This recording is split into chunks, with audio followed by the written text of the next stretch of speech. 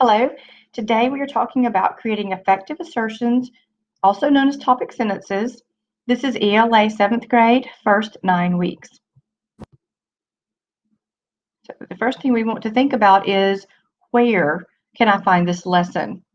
And when we go into Canvas and we choose English 7 and the first 9 weeks, we have all of these lovely lessons and resources available for you.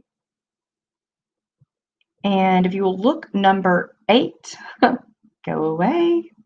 Number 8 is at the very bottom with the green arrow. This is creating effective assertion topic sentences.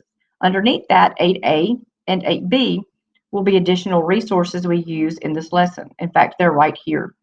This would be your 5-paragraph essay outline. And we have another 5-paragraph essay that has an example from the text. From the text of our lesson also embedded in the outline. Otherwise, they're identical. So we have these two additional resources as 8A and 8B. We don't use this so that a student has to write a 5-paragraph essay in the first 9 weeks and just a few lessons in. We really just want to paint the big picture for them.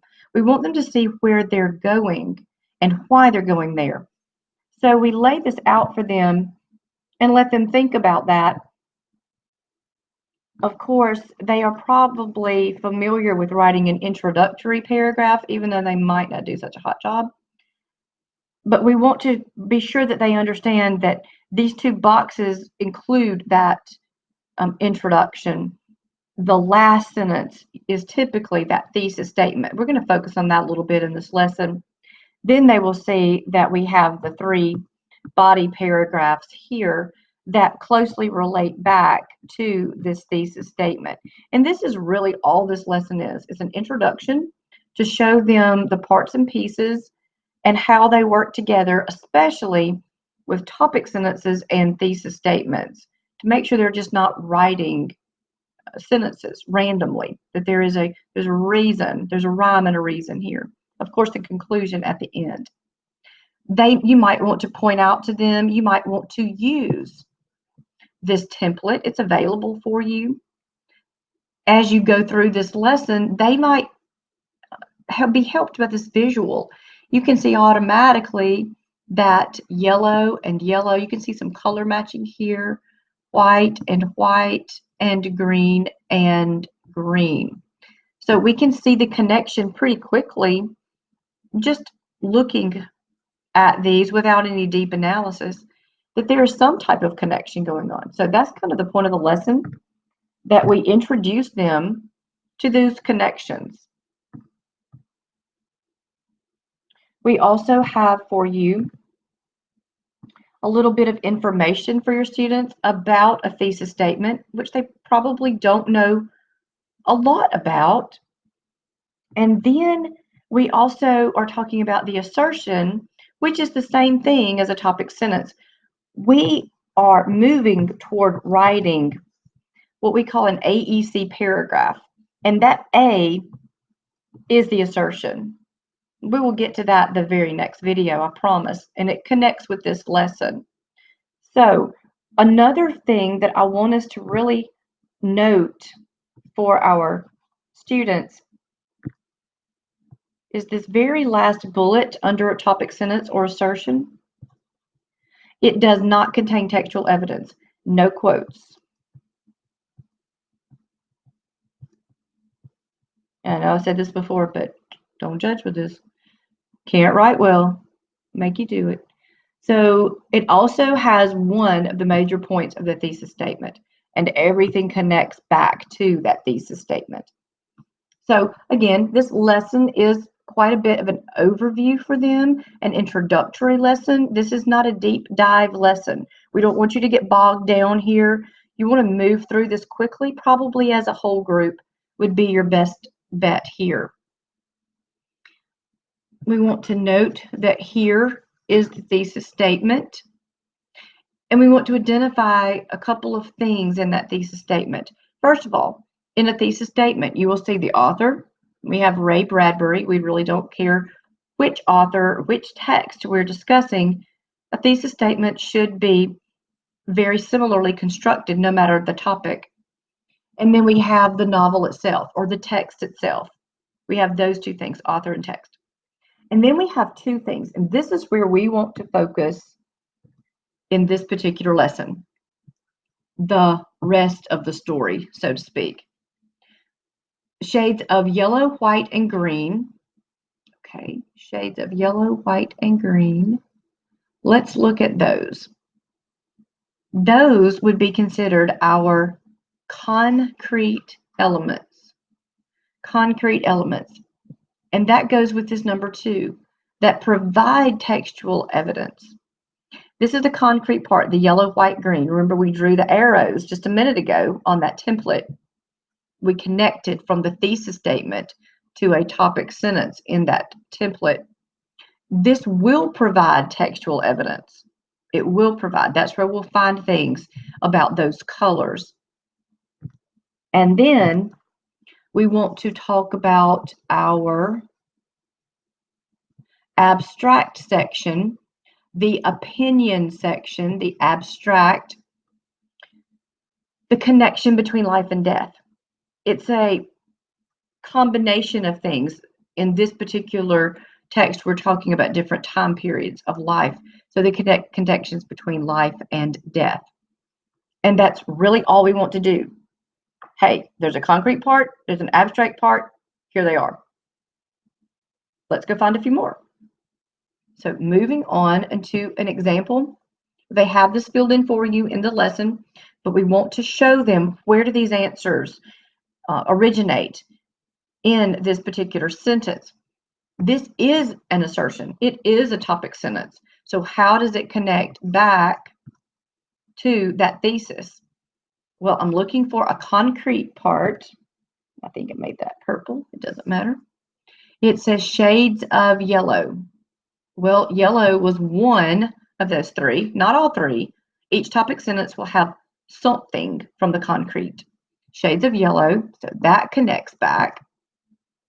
And then for our abstract, it's the link between summer and youth. See this link between the sunshine of summer and youth. Summer and youth being 2 time periods, again, in a person's life. Link going with connection. So it connects back to our thesis statement as well. So it's a good topic sentence. It includes concrete and abstract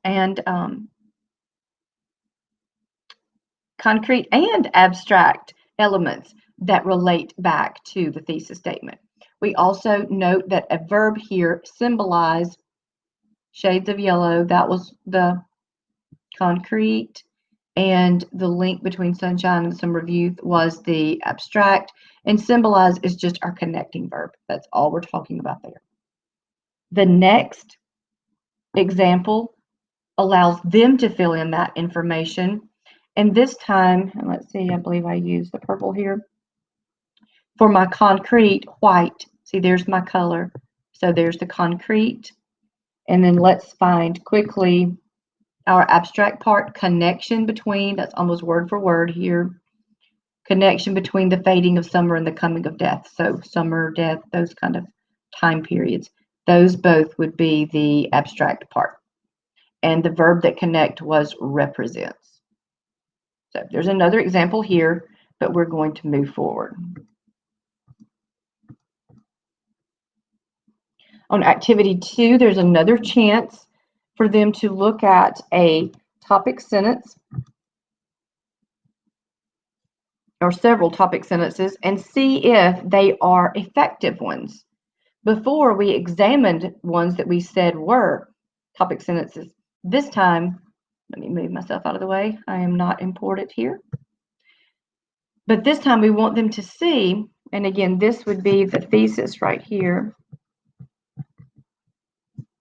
You might want them to note that to make sure they understand.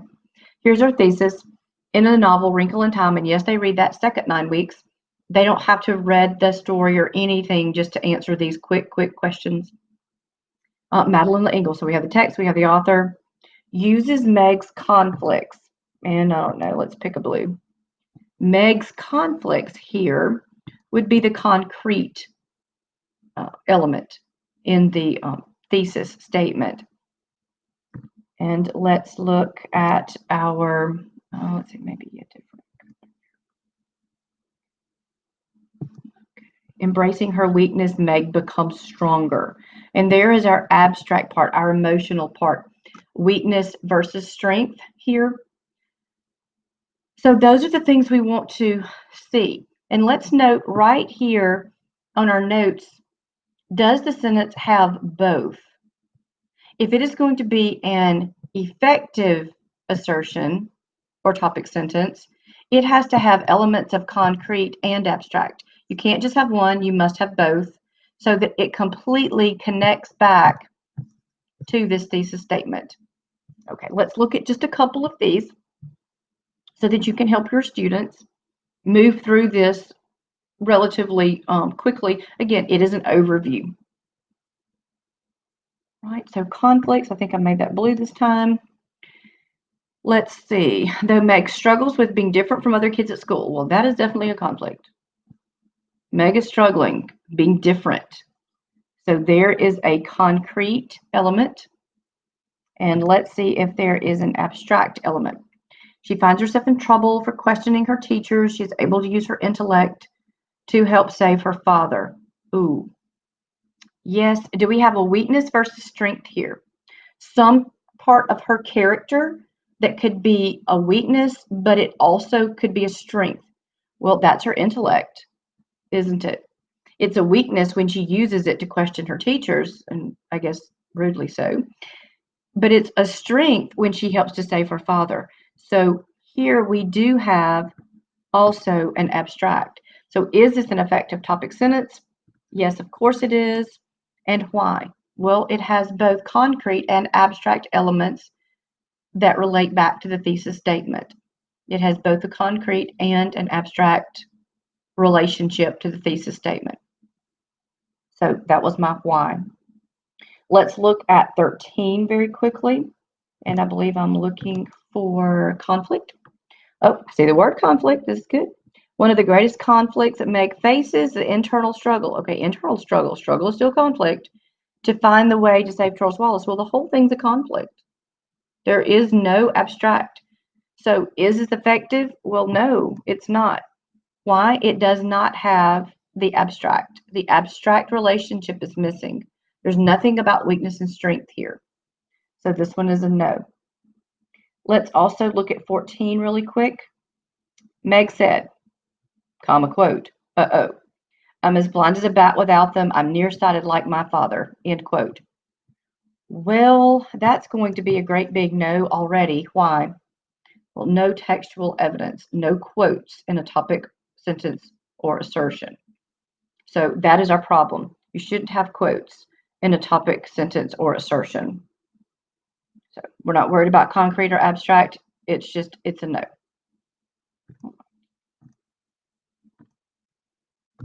So let's move forward. The third part, this is activity 3. Might need a color there. This is activity 3. And students take a little break. They kind of back up from talking about concrete and abstract and topic sentences and thesis statements and all of that. And we look at a poem, Edgar Allan Poe, and I just have a few stanzas here for you. We have the entire poem, of course, that's part of the lesson. We just want to go through this quickly so that you know how best to direct your students, because we don't have as much time with face-to-face this year. So looking at diction, we are going to ask them to annotate for 3 things: connotative diction, imagery, and repetition.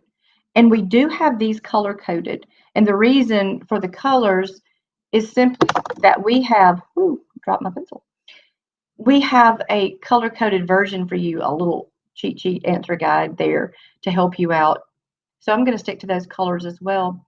Connotative diction. This might be something that they are not as comfortable talking about.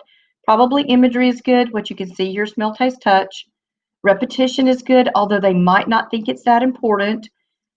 But connotative diction, we will be discussing this quite a bit throughout the year in English 7.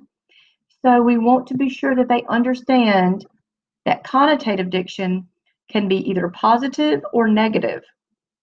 These are our emotional words, our feelings, our attitudes, words that can go both directions. Sometimes they can be positive, sometimes they can be negative, or some words are just usually negative. Some words are just usually positive. But they're important words because they take it to the next level. We want them to focus there for diction. We also are going to want them to look for some imagery. Here, we'll do that with blue. And you can do those colors if possible with your students, highlight, underline, colored pencils, whatever you have if you're doing it pencil paper. And imagery. Again, we talked about see, hear, smell, taste, touch. And then again, we are going to ask them to look for repetition. And you probably see quite a bit of that just in those 3 stanzas. Even the title, Annabelle Lee, she's in almost every single stanza. So let's move you. We won't spend time here, but I will show you this is the beginning of the answer page that you'll have access in Canvas. And again, these things are highlighted to match the repetition and imagery and diction colors on the guide to the left. There's a lot, so much repetition here in this poem that it becomes immensely important. Imagery, of course, we just have one thing here, and I do want to show you that this is a guide. Your students might find additional things, you might find additional things, so you can go as deep and wide as you want to go with your students. But let's notice just a second here with diction. We have highlighted coveted and shut her up and sepulchre. All of those negative connotations. All of those are negative. Coveting, of course, wanting what someone else has, not something like it, but that particular thing belongs to someone else. Of course, the whole idea of a sepulchre or death or grave and being closed up, all of those are negative types of things that we want to think about when we're doing this annotation. Okay. So they will annotate the poem. And there's a method to this, of course. We want to revisit this idea, and we do so much of this spiraling within lessons, within a 9 weeks, within the entire curriculum for the year. So let's look. Now we're given a thesis statement right here in the poem Annabelle Lee, Edgar Allan Poe. Here we go, text and author. Got text, got author. And again, we want to look for our 2 things. We want to look for the abstract and we want to look for the concrete. So uses strong diction and repetition. Let me pick a color, any color, doesn't matter. Uses strong diction and repetition. Well, there are 2 things here. They can either talk about diction or they can talk about repetition. And there are tons of examples that we just highlighted in our annotation of Annabelle Lee. They can talk about diction and they can talk about repetition. Should be pretty easy to talk about those 2 things. Imagery is not listed, not in this thesis statement. Could we write one with it? Absolutely, we could, but they just did not. You might want to point that out, you might not. And then to convey how much he loved his wife. So here is our abstract part. How much he loved his wife. And this is the speaker thinking about Annabelle Lee. So we want to find both parts. Does it have an abstract part? Does it have a concrete part? So let's look at number 1. Repetition. Ooh, that's good. Hold up, I marked that green. Repetition. So it does have repetition. There's my connection. Thesis statement, topic sentence. Good. Repetition. Emphasizes the poem's main idea by showing the depth of love between the speaker and Annabelle Lee. Well, yay about that. Because now we have depth of love between the speaker and Annabelle Lee, and that is our abstract part, and it relates right back to our thesis statement. So is this? Yes, absolutely. This is a great topic sentence or assertion. Now let's look at number 2, super fast. There's more. We're just looking at a couple very quickly together. Poe thinks he will always have dreams about his wife. Well, He might indeed. But there is no mention of diction. There is no mention of repetition. So this is definitely a no. And there is no concrete relationship to the thesis statement. And there probably is no abstract either, because having dreams about his wife doesn't necessarily equate to how much he loved his wife. So this is the lesson. We have gone a quick version through it. I hope this helps you get your students ready to do annotation and to start thinking about writing paragraphs, which is our next video, AEC paragraphs. Stay tuned.